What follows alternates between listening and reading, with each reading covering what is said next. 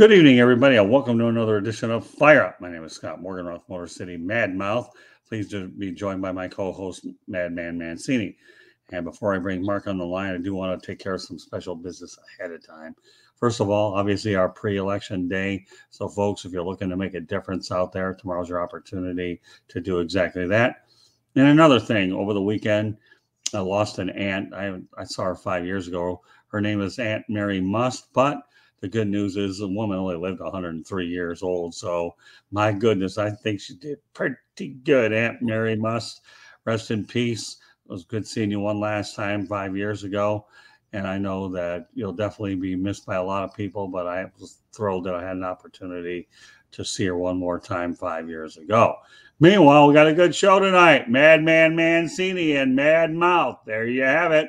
That's a Monday showcase here. Earlier tonight, we had Fire Up Michigan. Now we have Fire Up. And of course, Mark and I are on Monday nights, unless we tell you otherwise. Well, Mark, you ready to talk about two or three good, strong topics tonight? Because I make sure that our shows are definitely equipped with the best that we can go out there and throw.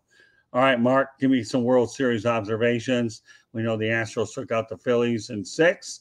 Some thoughts. Well, I'll tell you, the Astros 6 straight American League Championship Series. They've been to the World Series quite a few years. They're kind of built like the New England Patriots in more ways than one, top to bottom. They seem to succeed. They lose a guy like Garrett Cole. They lose a Springer. They lose a Correa. They don't miss a beat. The core is there. Bregman, Altuve, Gurriel. I mean, Verlander. What more can you say? In the leadership of Dusty Baker, the oldest manager to get a World Series win. Props to this team. They've gone through a lot of adversity from the trash can, cheating, banging the things, whatever. This team is a team that you got to really watch out for. And they're not going to go away quietly. They're going to be years to contend. As long as this core is intact, Houston's going to be tough to beat. But the Phillies, on the other hand, had a great year. Nobody expected them to do what they did. I think it's remarkable what Thompson did replacing Girardi and leading this cast. And I'll tell you, if they fine-tune it with a little more pitch in there, keep your eyes on the Phillies, man. Yeah, you said a mouthful on all fronts. I'm just happy that Dusty Baker was able to win his first World Series as a manager. I think a lot of people are relieved that he finally got one. I was glad that Justin Verlander was able to finally get a World Series win. W-I-N with Justin Verlander in Game 5 was a very pivotal moment for him to get it. I know that'll get a lot of people off his back, and I believe he's a heavy favorite to win the Cy Young Award in the American League as well. Justin Verlander is the type of guy who I think could easily maybe the next and only guy that will get to the 300 win plateau. After that, the way baseball's set up, I don't see it happening at all. So more power to the Astros. And I'll tell you what, Bryce Harper to me is always one of my favorite players because of the way he runs in the walls, his passion, his leadership, and the fact that he makes everybody around him. Rob Thompson did do a heck of a job. He really, really, really did. So more power to him. I think think about it. The Phillies were on house money the whole time. They were beating everybody in their path. But unfortunately, the Astros were just way too much. 116 win team. As deep as they were, you're right that there has been a fair amount of roster turnover for the Astros, and all they do is keep winning and winning and winning. And look, you keep the core there, and what do you have? A World Series championship. So, unfortunately, because of my responsibilities here on our network, as well as on the road with covering games, I wasn't able to watch much of the World Series, but I certainly kept tabs on it. But I do know that, I did see a little bit, not like I didn't see anything. It's just not as much as I normally have because our shows are done in prime time is what they are. So therefore there's a mini conflict, but more power to the Astros. They deserved it. They played hard. They were consistent from top to bottom all year long, and they were rewarded on the back end. And Dusty, enjoy it. I don't think he's going to retire. I think he's going to get another one now. So, Yeah. Man has a fire that's burning and is burning deep. So there you have it. The Houston Astros win it in 6 games over the Philadelphia Phillies. And without a doubt, I think the upside for the Phillies is definitely nothing but up. Well, all right. Next not topic. only that, what, Scott, just to finish that, I think what Baker gave him was a Coleman effect. you Oh know, yeah. more in more ways than one. I mean, you saw it. And I think what Houston did was they just blocked out the negativity. They were like villains. I mean, they're probably the most hated team across 4 major sports if you want to look at it. But, what they did is they just blocked out all the negativity, focused on what the task was at hand, and finished the job. And you're right, Justin Verlander. I mean, what that series seemed to turn after the Phillies won 7-0 to take a Yeah. 2-1 series lead. They just couldn't get the offense going the next 3, and then Houston just shut them completely down. Presley was just unbelievable. Well, there's no question what you said. Mark is 100% correct. He was a calming influence. And, of course, the Astros, not their 15th no-hitter in franchise history, albeit the combined version, but they did limit them to no hits. And you're right. I do feel that the series turned right after that. And, obviously, the Astros roll with it the rest of the way. So, but calming, in fact, yeah, he walked into a hornet's nest.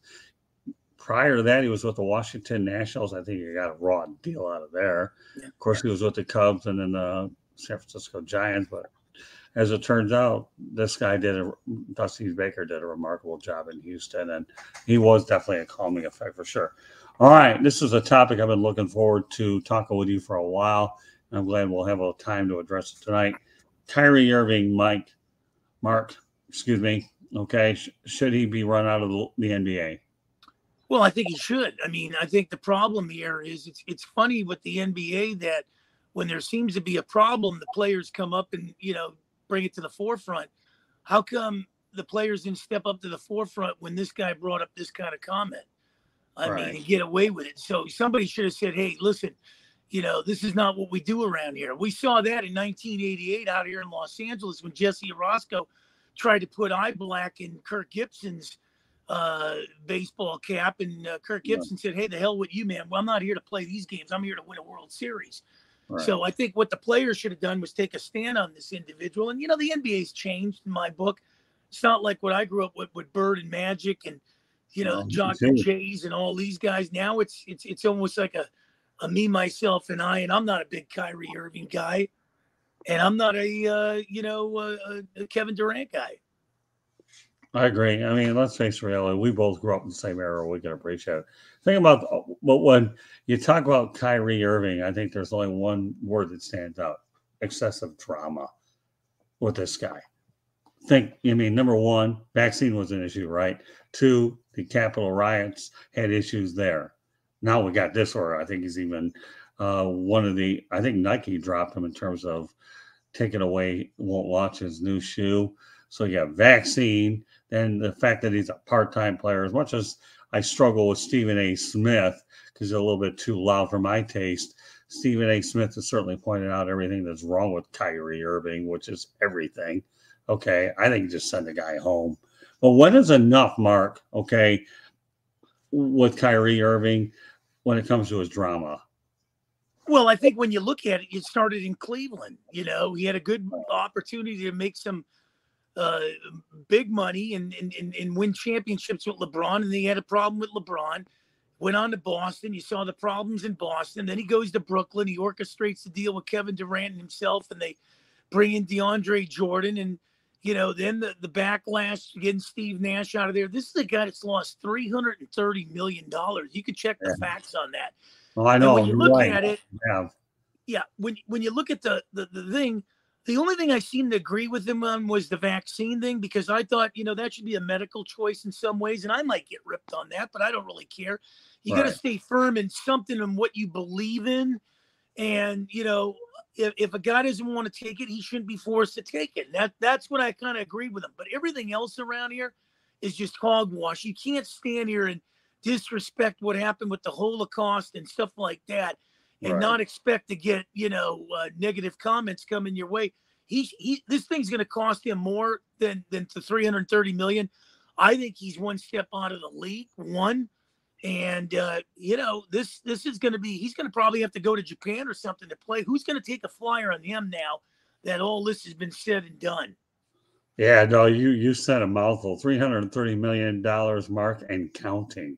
I just alluded to the shoe deal that was negated by Nike launching that shoe. And to me, the Capitol riots and then the bubble, not wanting to play in the bubble. If it isn't one thing, it's another. And as I said, Mark, when is enough enough? This guy, to me, burned his bridges on every stop. Left Cleveland, Boston, and now he's here. Pretty bad. And the league, you know what? When you watch the league, Scott, it's kind of hard to watch. There's no defense being played. Yeah. There's some feel-good stories what the Warriors have done. My Milwaukee Bucks are 9-0, going for 10 tonight in Atlanta. Cleveland's a good story, 8-1. I mean, what they've done, but there's just so much drama that it just takes away from the good in this league. Oh, no question about it, Mark. I mean, I don't remember the last time I brought an NBA guest, not because I have a problem with the sport. It's just I've gotten to a point where my heart's just not in it because whoever I would bring on. Now, I do have a couple that I probably will bring on that may be broadcasters and other people. That's a different story. Broadcasters only tell a story. They don't play the game. And I will say this, though. I did have an opportunity to meet up with Udonis Haslem, actually, over for the homes. Oh, he's a super nice guy. And I had asked the guy whether or not he would ever consider owning a NASCAR team. He said he would never rule out the idea of doing that when his career's up. Here's a guy that's an undrafted free agent, landed with his hometown team at Miami, and he's been there for 20 years. To me, this guy was right about the NBA. Udonis Haslem, he really is. And Kyrie Irving is everything that's wrong about the NBA. When I say the National Drama League, Mark, I say the National Drama League, but it wasn't that way when we were back in the 80s and 90s when I was covering the Pistons full time. And I'll tell you, it's just unfortunate. But Kyrie Irving should be waived. I don't remember what NBA analyst. In fact, I think I know. Bomani Jones on ESPN said that the Nets should waive him as quickly as possible. Well, I think I think he's played his last game in Brooklyn. I really do. I think this 5-game suspension or whatever it is, that this thing's going to get up to 30 games because I think Adam Silver is going to step in, and this guy is going to be. He's got 1 foot out of the league. I don't know anybody that would take a flyer on him, considering all the damage he's done in 3 cities. Why would you invest in it? I don't look at talent as much as I look at character, and there's no character with this guy. Well, Mark, we did get a comment in the chat room. Gardy3, thank you very much for chiming in. I'm going to read the comment. Okay. Brooklyn is the worst team when it comes to being set up for the future. No picks, not much young talent. And the only trade asset they have is Durant, maybe a couple veteran bench pieces. Well, Gardy hit the nail on the head, Mark. Respond to Gardy3. Thank you very much, Gardy3, for coming in here. We really appreciate that. Well, he's basically right there. And, I'll take it one step further. I mean, I look at Kevin Durant. Here's a guy that ran the coattails in Golden State, won a championship. He couldn't win anything in Oklahoma. Then he hightails it out of Golden State, having problems with Draymond Green, wants to go to Brooklyn. And what have they done in Brooklyn? I've always said, and you can argue this fact, I don't have Kevin Durant in my top 50 all-time basketball players. I don't care what anybody says. There's a lot of guys that come ahead of Kevin Durant in my book. You know what? We're supposed to disagree, but you're making me sick. I have to agree with you again. I don't put anybody into a top 50 category until their career is up, and I judge the entire body of work. I don't. I don't believe in the words future Hall of Famer. No, not doing that. I don't put nobody in the top 50. I mean, Kevin Durant maybe is arguably the top player in this generation, and he is a heck of a player. So I'm not going to show any negativity or disregard for him. But in terms of top 50 in the NBA, to get in the top 50 in the NBA, you have to go back to the 50s and at least the 1950s, and talk about the fact that at least top 50 in the NBA, there's a lot of players. Well, not only that, when you look at what we grew up in with the Showtime Lakers, the Sixers with Dr. J, McGinnis, you saw the Celtics front line of Parrish, McHale, and Bird, your Pistons. Yeah. You put a guy like Kevin Durant on any one of those teams, he would be held accountable, or he'd be pretty much thrown out of the city on a flatbed. Yeah, but I'd like to think most players would be held accountable back in that era. Kevin Durant for sure, but a lot of them would, which is probably why you and I feel the way we do about the NBA because I just don't feel that much of it. I think one of the last guests I ever had on a show was for a different network, and you might know the name Roy Hinson. Yeah, Roy Hinson. And I he remember that. actually Indiana Pacers. Yeah, I think he was with Philadelphia too, if I remember correctly. But he was here, and Roy was a nice guy. I had an opportunity to do something with him back in the day. But I'm not saying everything bad. Well, and not only that, Scott, I think when you look at the NBA and you want to see where teams hold players accountable. I mean, Milwaukee, Golden State, Cleveland, but look at in your neck of the woods in Miami. They don't play around with Pat Riley over there. Pat Riley was shipping right out of South Florida. That's true. Yeah, you are so true, Mark. So I should point out too. Yeah, no, Pat Riley doesn't take a whole lot of nonsense from anybody at all. Of course, it explains why. I mean, Kyrie Irving to me would struggle with any coach. The fact that Steve Nash said this before, and I'll say it again. Okay, Steve Nash should be thankful he is out of that dysfunctional situation. He really. Well, yeah, and you saw what happened in Florida when LeBron James was down there, and he basically wanted Eric Spoelstra fired, and Pat Riley said, "Listen, you can go back to Cleveland or go to Los Angeles. We don't get rid of Spoelstra here. You're going before he goes." And I think that was adamant. I think Riley said, "Hey, I brought you in here to win a championship with Bosch and Wade. And now if you don't like it, we're not going to get rid of the coach that took us to the promised land." And it says a lot about Pat Riley, and I've always respected a guy like him. Well, yeah, I mean, Pat Riley is Pat Riley. And you being an LA guy ought to know that when Magic Johnson had Paul Westhead run out of town, who the Lakers bring on, they brought in Pat Riley. Yeah, so while we have a moment here, I just want to let everybody just joining us subscribe to the South Florida Tribune on our YouTube channel or visit www.southfloridatribune.com. And to advertise, call 954-304-4941. The audio portion of the show can be heard on iHeartRadio. Yes, iHeartRadio, Apple, Google, or wherever you get your podcasts. If you have difficulties locating it through our website, no problem. Go to youtube.com, search for South Florida Tribune, hit the subscribe button. You're good to go. Part of what we do on our YouTube channel is not only do we do these live streams, we have our shows, but we do a lot in the field as well. And I think that's really, really important between our media availabilities, what we do in the field, as a good compliment. So I think any closing thoughts on Kyrie? The only thing I'll say is he couldn't get out of this league quick enough. No, I think this guy, we saw what Jabbar did in the heyday and all that, but this guy's took it to a whole new level. And yeah, I just think, it's a player-driven league, but there's going to be accountability held across the board. And when you don't do that, this is the kind of problems. I'm telling you, man, I'm not going to pick up a guy like this to sell tickets. I'd rather be losing with guys that are trying every night to get where we need to go, more so than picking up this cancer and just being derailed every night. Yeah, the only thing I'll say is, to me, if I were the Nets, send him home. And I do agree that 5-game suspension will be way more than that. Oh, yeah. Yeah, the owner, Joe Tsai, they've listed a lot of conditions on this guy.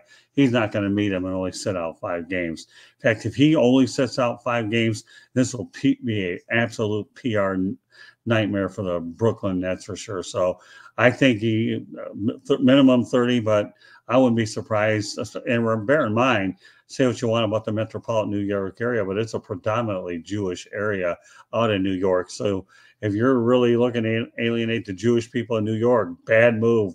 You'll get run out of town soon. And Adam Silver could say, Kyrie, in addition to this problem, I'm not thrilled with the drama either. I know David Stern would have handled it a whole lot differently. He'd have run him out of here after this one. Well, and not only that, he had a chance to apologize, and he flat out refused. Once, twice. Yeah, right. and now and rather than swallow your pride and become humble on a situation, you put your foot in your mouth. Don't try to tell everybody that you're not missing $330 million. That's a lot of cash to be missing. Yeah, well, and counting. Don't forget the word and counting. If maybe I should go out there and put one of the hashtags and counting, because that's exactly what I should do. Yeah, no, I would love to see Kyrie Irving get blackballed from the NBA, and we don't have to hear another peep out of him. I really would, and I don't even know. I would just prefer to see him blackballed and out of the league. We all saw once upon a time Latrell Sprewell could not feed his family in the league. How did that work out? Now Kyrie Irving's a far more vicious version of Latrell Sprewell because of all the drama he's caused on 9 million fronts, with this one being the straw that broke the camel's back. I can tell you right now, David Stern would have put up with this garbage. So I hope that Adam Silver has enough guts to put his foot down in the same manner that he did with Donald Sterling and tell it to Kyrie straight. I've had enough. Okay, you want to play in this league. Okay, there are certain ways you're going to represent it, and that they should take the NBA like the NFL shield. You protect the league any way that you can. And so totally agree. Yeah, in conclusion, I hope Kyrie Irving gets blackballed and never plays another game in the NBA. That's my opinion. One last topic to get to, and I knew that this Kyrie Irving could take a little bit of time. Major coaching change in the National Football League today. Frank Reich fired. Jeff Saturday goes in as the interim coach. Prior to that, he held a cushy job working over ESPN. I like watching Saturday on ESPN, but here's a guy who has an incredible record out in Indianapolis, Pro Bowls, Super Bowls, whatever the case may be. And he was serving as a consultant. And I guess really what it comes down to is Jim Irsay just seems to trust Saturday. So first of all, this is a two-part question, Mark. What are your thoughts about the Frank Reich firing? And then the second question I'll ask is, what are your thoughts about the Jeff Saturday being an interim guy, since he's never had any coaching experiences behind, except with the exception of high school? Well, Frank Reich reminds me of the Frost of Nebraska. I mean, basically last year when this team struggled and they went on that big winning streak, and then they lost their last two games. I think it was to the Raiders in Jacksonville. Yeah, I was at that game, actually. Yeah, and Carson Wentz took the fall for it, and there was no, backing up by Frank Reich. So I think karma came full circle for Frank Reich. And I mean, to throw Carson Wentz under the bus, and I like Carson Wentz a lot. I mean, I know he's been injured in Washington and stuff, but I looked at last year in on that winning streak, and then when they lost those last two games, there was no, backing by Frank Reich. Once for, it was almost like, they were blaming Carson Wentz why they didn't get in the playoffs. And you know what? I really looked at Frank Reich in a whole different, way. And you saw it came full circle. And look at what he's done this year. He has done nothing with this team. I think he was stealing paychecks, and I like Jeff Saturday a lot. Yeah, I do too. I will say, all right, so Ralph Williams in the comments should have waited till the end of the season to fire Reich, and Saturday has no idea. Sorry, I disagree with you on that one, Ralph. I think the move was appropriate, and I know they traded draft picks to get Matt Ryan, and it failed. Yeah, well, okay, well, good point there on the second half, Ralph. Let me get to point number one. I was at the Jacksonville game where the Colts lost, and that was definitely something. I mean, the Jacksonville Jaguars have had the Colts number in Jacksonville anyhow, but he was definitely a scapegoat. But when Matt Ryan got whipped down in Jacksonville, then what are you going to do? Throw him under the bus too? So, Ralph, I do disagree with you. I think the switch was made at the right time. Jeff Saturday is a consultant, so it's not like he doesn't know what's going on there. And I think they need to get him in there to try to go out there and fix a lot of the offensive line problems that they have, in addition to showing a lot of energy. So I actually am intrigued by the Saturday hire. What do you have to lose? The guy's on house money right now, Saturday. He really, really is. Well, he's not only that, he's a fan favorite. And the thing with Frank Reich, you didn't win nothing with Frank Reich. Right. And when I look at people, I don't necessarily look at the experience that they're bringing to the team. I look at the character, how you handle a team through adversity. And when this team went through adversity, he was throwing a lot of guys under the bus. And you brought up Matt Ryan, too. Matt Ryan's a Hall of Famer where he came out of Atlanta. How do you throw this guy under the bus? And it wasn't just Matt Ryan. It was Carson Wentz before that. And, that's the thing. You can blame it on anything you want, injuries, and we didn't have this, and a tougher division, and Tennessee's 5-3 and all that. But this is a team that was supposed to do some damage this year. I think it was great on Irsay's thing to pull the plug and save the season in somewhat fashion and bring it into Jeff Saturday, who's been a Pro Bowler there, a fan favorite, and a guy that will do it the right way. All right. Well, you know what? Guardy 3 really nails this comment too. We'll end the broadcast on his comment because Guardy 3 is really on top of this stuff. The issue is they relied on Ryan too much. They went from running the ball 47% of the time, top 5 in the league, to around 34%, which is in the bottom half of the league this year. Well, there you have it. Guardy 3, right on spot. He really is. So, again, I am pulling for Jeff Saturday to do well. I used to like watching him on Get Up as well as First Take. The guy knows his stuff. So why not? And he knows the Colts organization well. It's a trust thing. So I hope he does well. Of course, if he gets a full-time job, they certainly have to adhere to the Rooney Rule as well. But but they don't have a Rooney Rule when it comes to interim hirings. So it's a good chance to get an audition there. So so folks, this is Fire Up. My name is Scott Morgan, Motor City Madmouth. Please be joined by my co-host, Madman Mancini. We do a lot of stuff together. We work with Bruce Kessinger on Saturday Sports Talk.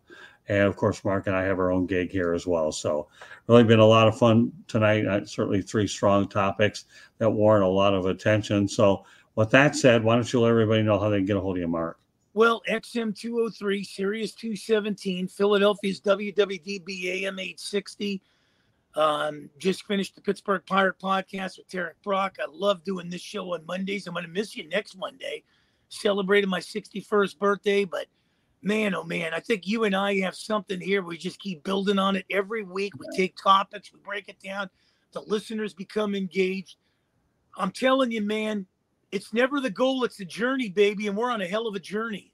Yeah, no, Mark, I like working with you. We're close to the same age. It's a lot easier to work with somebody where you are in comparable eras. So we can certainly relate to a lot more topics than most people can, because we do go back a little bit. And again, when you work with somebody where you have mutual respect, that makes the show a whole lot more enjoyable for sure.